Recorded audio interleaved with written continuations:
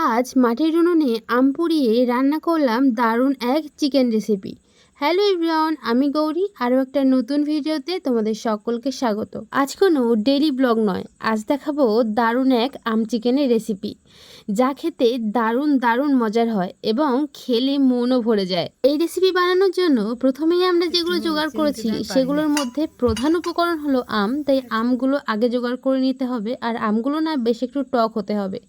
আর প্রথমেই আম, পেঁয়াজ, রসুন আর একটা টমেটো ভালো করে পুড়িয়ে নিতে হবে উনুনে।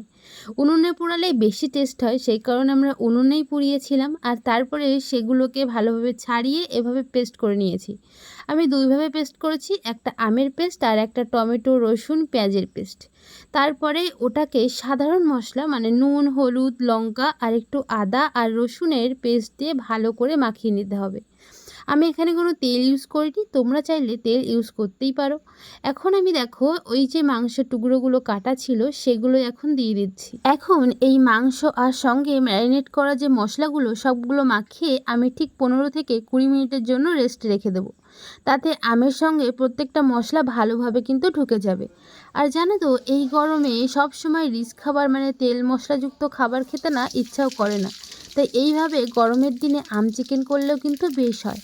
আর সত্যি কথা বলতে কি জানো, আমি এইবার প্রথম বানাচ্ছি এই আম চিকেন। কর্তামশাই বারবারই বলছিল একটু আম চিকেন করো না, তাই আমিও আজকে চেষ্টাই করে ফেললাম। আর তোমাদের সাথে সেটাই শেয়ার করছি।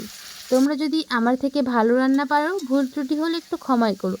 এদিকে দেখো, এখন আমি শুকনো কড়াইতে গরম মশলা দিয়েছি, আর আজকে জিরের বদলে দিয়েছি সর্ষে।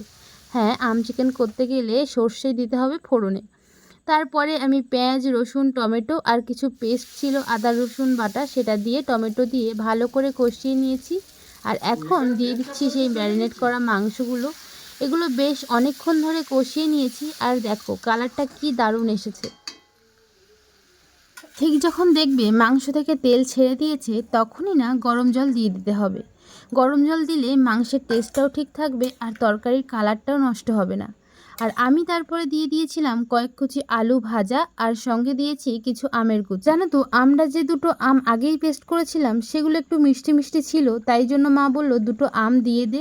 এখন দিয়ে বেশ টকটকি হয়েছে। তারপর গরম মশলা দিয়ে নামিয়ে নিলেই হয়ে যাবে দারুণ স্বাদের আম চিকেন। খেতে যা দুর্দান্ত হয়েছিল, তোমরা যদি চাও একবার বাড়িতে বানিয়েই দেখতে পারো। আমার তো খেতে ভীষণই ভালো লেগেছে, আর খেলে কিন্তু কোনো অপকার নেই। এরকমভাবেই তোমরা যদি প্রত্যেক দিন গরমে চিকেন খাও, তাও তোমাদের শরীর খারাপ হবে না।